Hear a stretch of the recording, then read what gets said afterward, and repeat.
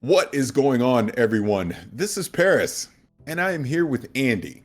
And this is going to be our first impressions of the Mass Effect Legendary Edition, which will be coming out spring 2021. We don't have the exact date just yet. But Andy, what's going on? How you doing, man?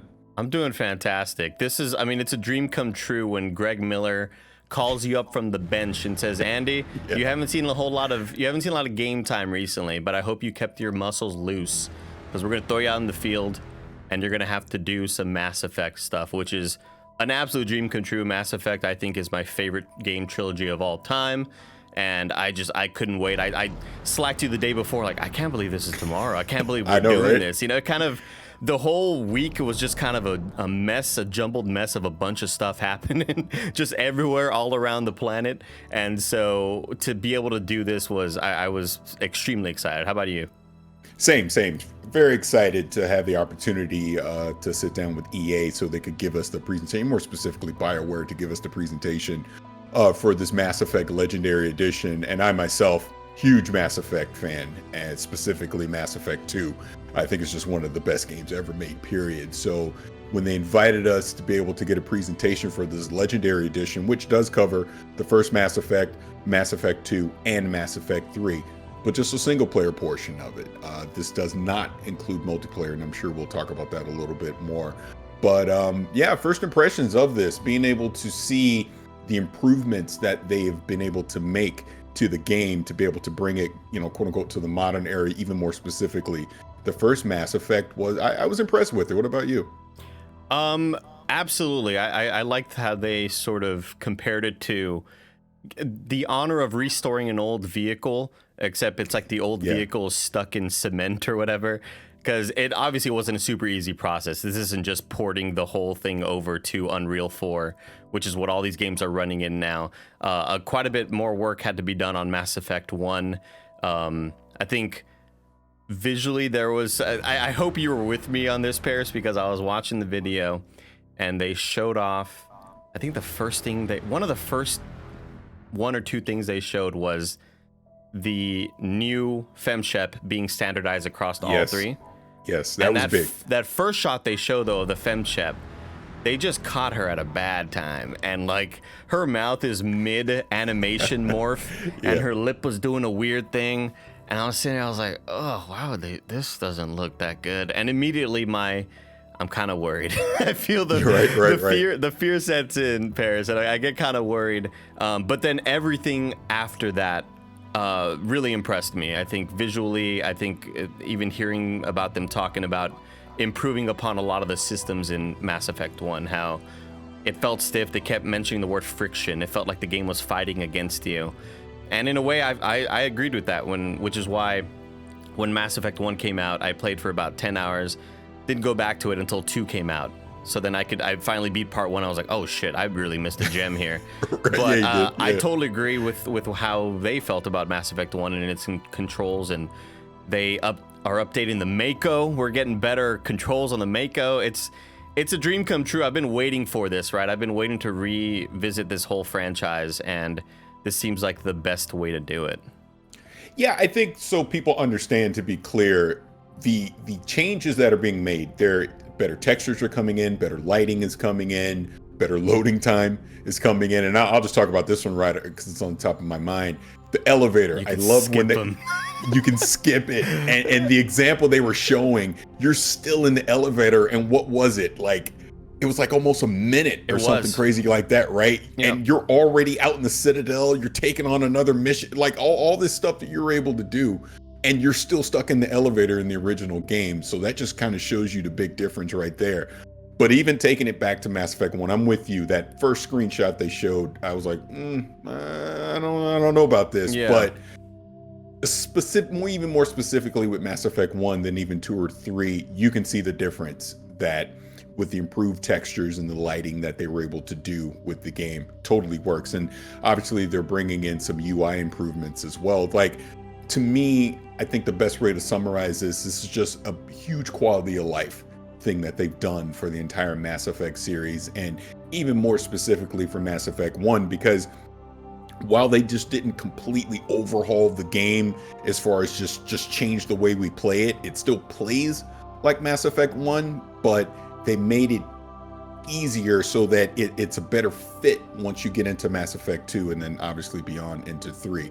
And then like you brought up earlier, that female Shep, now that female Shep from Mass Effect 3 can go across all 3 games, love it.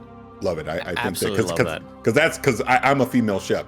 That's how I play. So yeah, I was like, I love this. Yeah, I mean, FemShep I think FemShep was my second playthrough when I wanted to just have a second playthrough, but it's really exciting stuff that they kept on mentioning with all these improvements. I took a couple of screen grabs, so they talk about how it's remastered in 4K and HDR, enhanced visuals. Yep. You already mentioned lighting and shaders and FX, 60 frames per second all across all of the consoles.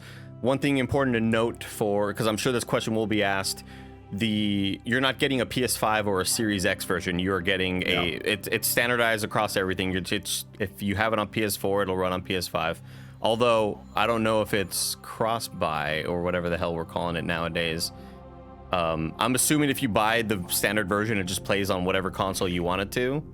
Yeah, I think, and I could be wrong on this, but I think what they said was, it's you basically just buy either the PS4 or the Xbox One version. You just own it. And it works on Series X and PlayStation 5. Another thing, and maybe this was in your notes, but the fact that it's running on Unreal 3, there isn't ray tracing. So that's one thing that they did not put in the game. So you won't have ray tracing even if you're on the PC.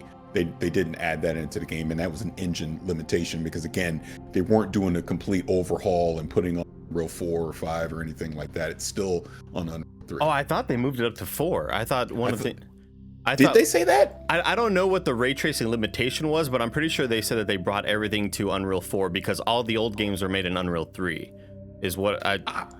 Oh, then, hey. I may be wrong. Hey, I don't know. No, I could be wrong. I could have swore they said it was because it was Unreal 3, but definitely there's no ray tracing. Yeah, definitely no ray tracing. One thing they do support high refresh rate, ultra-wide monitors as well for anybody out there with 21:9 ratioed monitors. And you get, those vistas are going to look even better. One thing that really impressed me, Parris, is when they were showing off the paint over section, how they said, how can we kind of reimagine these environments? How can we make these things look better, in terms of lighting? Because we have all these new tools to kind of enhance these worlds that you're landing in, like Ilos and Pharos and areas like that. How can we make those look better? And in some of the locations, they completely rotated the sun positioning to cast shadows better on different in parts of the environment, the trees, the landscape. And then along with that, of course, the upgrading of all the textures, which I think is huge. Yes, that's huge. They apparently they use an AI program to up-res, kind of like an AI program to digitally up-res tens of thousands of textures, which sounds like an absolutely insane feat. And one thing I'm really excited about as well is that one thing I've noticed is whenever I play remasters, the game looks great, right? Whatever game you're playing, they've up-res it. It looks super clean. You're playing it in 1440p or whatever the hell. But sometimes the cutscenes still look like garbage because they're 720p, rendered in MP4s and they're super low bitrate. But they also used AI sort of up-resing technology to make the cutscenes look better as well, and kind of re-render those out, which is exciting to me because I always get kind of taken out, even when I was playing Assassin's Creed Valhalla. And I'm playing here on my nice 1440p monitor, and it looks gorgeous. And the cutscene happens, like, the fuck did I download from LimeWire? What is this video? It looks like garbage. Right. So yeah. I'm excited that they're kind of up-resing the trailers, or just the in-game cutscenes where we see the Normandy flying around, and I think all that stuff is going to look really, really nice. Oh, agreed. And I took a quick peek at my notes while we are talking about the whole engine thing. One thing I did write down was it is still on DirectX 11, not 12. Yeah, 12 is ray tracing. Yeah. And controller support for the PC. Because if you played it on the PC before, it didn't have controller support. Oh, so shit. I didn't even know that. Yeah. So that's coming too. but yeah, overall, like, and I hope they do this so people can see what we got to see, because when you see the side-by-side comparisons to the original games to what they've been able to do with the texture, the lighting, and the shaders, it really pops, and you're gonna be like, oh right, I didn't realize it looked that bad back then, because they've definitely made an improvement to it and modernized the game, or the games, I should say. And yeah, I can't wait to play this again. It definitely, it definitely shines in those areas. And not only are you going to get to play obviously the first 3 games, but all the DLCs will be included as well, which is really exciting, because some of the best moments in the franchise are in the DLC, and I really dug the hell out of those. Yeah, Shadow Broker. Yeah. Oh my gosh, Shadow Broker is fantastic. I mean, even the final one, the final DLC pack. I already forget the name of it. Anyway, it was more of a send off. That was more of an emotional send off for the franchise. One thing that really just got me all juiced, man, I got so fucking jacked just when they got to the character turnarounds. Parris, I worked in game development. I was a game artist for 3 years, and when the art director was mentioning how much of a dream come true it is to be able to bring new life back into this, it really is one of the more fun tasks to do when you're in game development, when you're kind of given an older looking asset and said, hey, make this look better. And when we're getting those character turnarounds and we see old Garrus rotating into the new Garrus, oh my god, Thane looks fucking phenomenal. Thane looks so good. I'm really liking how the material changes are also adding. There was a shot of where Jacob was, and in the old lighting engines, you didn't really have real-time lighting, so the metal on Jacob's chest didn't look super, I guess, I don't know, it didn't feel set in the world. But then when they switch to the new version, you see how reflective it looks. And even right now on screen, I put together a couple of the comparison shots of like the Mako in the old style with the new lighting engine. And one thing I noticed about these comparison shots is they have like the old version of Thane, then they cut to the new version, and it obviously looks better, but the new version has like this crazy lens flare. It's like, I don't know if that's an improvement. I don't really know why we're adding that. Yeah, man, this is all just extremely exciting. I can't freaking wait. I'm so excited that there's going to be a lot of people, like, for example, Blessing, who has never played any of the games. It's in for a treat. It's awesome. I mean, I think it's just one of the best RPGs ever made. And I mean, say what you will about the ending of 3. For me, it's the journey, and I still loved every second of these video games. I'm trying to see if we have any other notes here to kind of walk through. Yeah, I don't know about when you were on, because remember they had a couple technical issues, so I know it kind of cut out during the Q&A part. Because one thing that I was asking was, like you just mentioned, Mass Effect 3 with the ending. Did anyone bring up the fact that they're going to stick with the edited ending? Remember they changed the ending at a certain point, so they're sticking with that. They're not going to go with the original ending. I assume they are. I don't think that they would revert back. I feel like the changed endings or whatever is going to be just kind of the standard from now on. Gotcha. There are a couple of other things they mentioned in the Q&A. Oh, well, one thing I feel like a lot of people were chatting and asking, what's the price? What's the date? And here's what I'm assuming actually happened behind the scenes. I think that they maybe thought of a $40 price frame, and then they saw how much success the Mario 3D trilogy had, and we're like, fuck it, let's just put this, like, and obviously these games took a lot more work than the Mario 3D trilogy, because the 3D trilogy wasn't a remaster. I mean, they made one of them widescreen and they added, you know, newer controller support, but it's nothing on the level of this, right? You know, so much more work has been done in this Mass Effect Legendary Edition than was done on the Super Mario 3D remake or whatever, and that shit was $60, and that was a bestseller of last year. So I gotta assume it's gonna be $60 now. I really think that's what's gonna hit. Yeah, and I don't want to even say unfortunately, but I think so for everything that you just said. It's probably worth the $60, but man, if it comes in less than that, that just gives people even more incentive. Oh, that would be amazing. I think that would be a huge win for, I think just from a PR perspective for E3. If it came in at $39.99, you're getting 3 gigantic game of the year type, and you look at the Metacritic scores on all these, they're all 92s and up. These are, again, this is like my favorite fucking trilogy ever, and I think if they were able to come in at $39.99, what a huge win that would be for not only the fans, but for EA in a sense. I think that would kind of the fans would really see EA in a little more favorable light. I hope so. Gosh, I would hope it would be cheaper. I'm looking at more things that they did add. There was a big screen that said and many more, and I took a screenshot of that. Modernized HUD, improved enemy AI. When we were talking earlier about the controller improvements, they added a lot of aim assist to make kind of aiming on controllers feel a little bit more sticky, which is great because it was kind of tough to play in that to play on controller in Mass Effect 1. The improved cooldown for first aid, improved boss encounters. These are a little bit more kind of getting into the minutia of things. Modernized HUD, I already read that. Removed class-based weapon restrictions. You can't train, but you can use. That's interesting. Removed aim class-based aim penalties. Rebalance XP for 60 level cap. A lot of this stuff is just kind of, getting into the weeds of things. Yeah. Again, I think a lot of that stuff, like we were saying before, is just quality of life. I mean, a lot of people that will play this will be playing it, for probably the millionth time, but with these improvements. So these are probably all the little nitpick things that they've. God, when did the first Mass Effect come out? 07? So we're looking at 13, 14 years of feedback that they've had since then.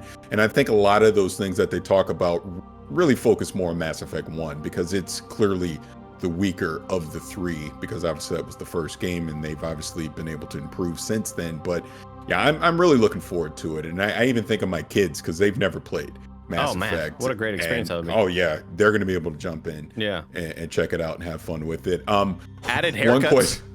That was the other thing I wanted to bring up. Just again, from the character creator perspective, like me being an African American, they're gonna have more hairstyles that make more sense. Yeah, it's more diverse now, so that's another quality of life thing that they're throwing in there. So yeah, I'm excited for this. The screen that got me so excited was when they showed a closer. They sort of did a scene breakdown, essentially, and it was kind of, here's what it would look when you are being talked to on the Normandy, and they show you here's what it looks like now, and they do a scene breakdown of the things they're adding: the camera post-processing effects, the bokeh, a little bit of volumetric fog, which is a very deep, kind of funny, inside joke with me and talking about volumetric fog, which it looks great. It looks awesome. And to see that before and after,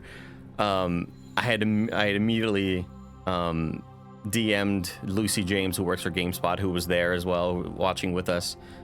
And I was like, man, they should have started off with this shot, because they started off with that broke ass fucking femship, and her lips looked all like weird. And what her lips reminded me of, there's an old George Lopez joke talking about cholas, like Mexicana cholas or whatever, and they don't wear lipstick but just lip liner, and that's what it reminded me of. It looked, the lighting was weird. It was an odd choice to do that, but then everything after that looked phenomenal, with all the character turnarounds, showing how the materials are improving, the textures are up-resing, along with all the lighting effects, and man, I'm just so damn excited for this. I'm so excited.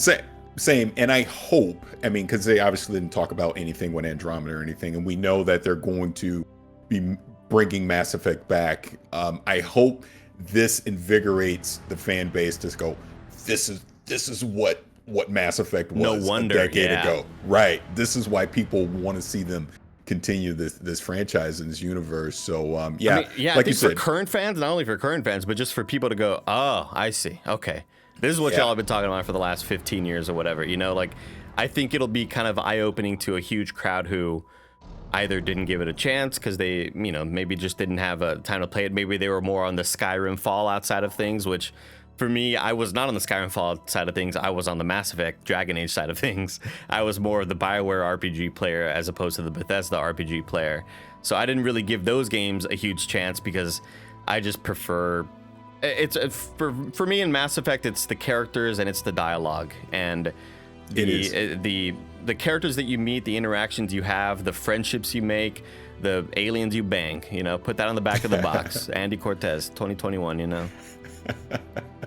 I mean, I would even say for people that haven't played Mass Effect, when they go and play that first game, and like you're saying with the dialogue tree and just the way you would interact with various NPCs and characters in the game, to me, anyways, I don't know if there was something before that. To me, that was the start of what you see in games today, right? Like I think Cyberpunk as an example, when you think about those NPC interactions you had in Cyberpunk, Mass Effect was like that first game. I'll never forget the first time I saw it in 3, and I go, wow, I've never seen anything like this, and just the choices and everything that you're able to have. And I mean, I think it still holds up even to this day. And obviously, when people play this Legendary Edition, they'll see what I mean. One thing we're even able to keep in the game is when you would create a character and it would give you a code. Apparently, you can still use those codes to bring in. So if somebody decided to make Eddie Murphy in the game, or decided to make Jim Carrey in the game, whatever the hell, you could bring in those codes, and apparently they still pop in and still work, which seems kind of bizarre. You talking about, you know, Mass Effect just being ahead of the game. I know we need to wind this episode down really, really soon, but I still kind of get mind blown at the fact that Mass Effect let you beat part 1 and then import your progress to part 2 with it was the first thing that I had ever seen do that, where all of the character choices you made in part 1, whoever you killed in part 1, if you fucked someone over in part 1, they might be in part 2 and be like, hey, what was that all about, doc? Why'd you do that to me, you know? And so all of that sort of back and forth that I didn't really know video games were able to do, Mass Effect kind of showed me that, and it was one of those Kojima-like mind-blowing moments where I just went, oh my god, I didn't know this was possible. And here we are, the character that I saved in part 1, and then that dude left, he's now back in part 2, but he wouldn't be here if I would have killed him in 1. Like, exactly. It's fucking crazy. So yeah, I think this is going to be a moment for, similar to me getting really into the Souls series this past year, and getting into, I beat Bloodborne last February, and then Demon Souls, and I'm playing through Dark Souls. I think it'll have the same effect on a lot of people right now who have never played it, to go, oh shit, this is really ahead of its time. And that's how I feel right now with a lot of these Souls games, going, god damn, nobody's really caught up to this shit yet. Like, they're still kind of ahead of the game. And I feel in a lot of ways BioWare's RPGs back in the day were sort of setting that standard, you know. Completely agree. One last thing. I know we got to get out of here. Oh, go ahead. You mentioned the progression between games. I know someone had asked that question. They confirmed it. So when you play this, like if you play Mass Effect 1, you will literally get to its conclusion, and then you'll stop, and then you have to jump into Mass Effect 2 and continue. But it will take that progression and choices that you make in the game with you. So that will work across all 3 games, but it won't just be a seamless experience. You will have to play 1, jump into 2, and then jump into 3. Very, very cool. Any last parting thoughts, Parris? Can't wait to get my hands on it. I mean, I think it's as simple as that. Can't wait to play this again. We still don't know the price, still don't know the date, but it will be spring 2021. It's been a pleasure, Parris. Thanks for joining me for this. I'm so glad we were able to do this, and hopefully we get to be on more content soon. Greg, I'm looking at you, all right? You heard him, Greg. Let's do it. Figure it out, Greg. We love y'all. We'll see you on the next episode. Yep. See you later.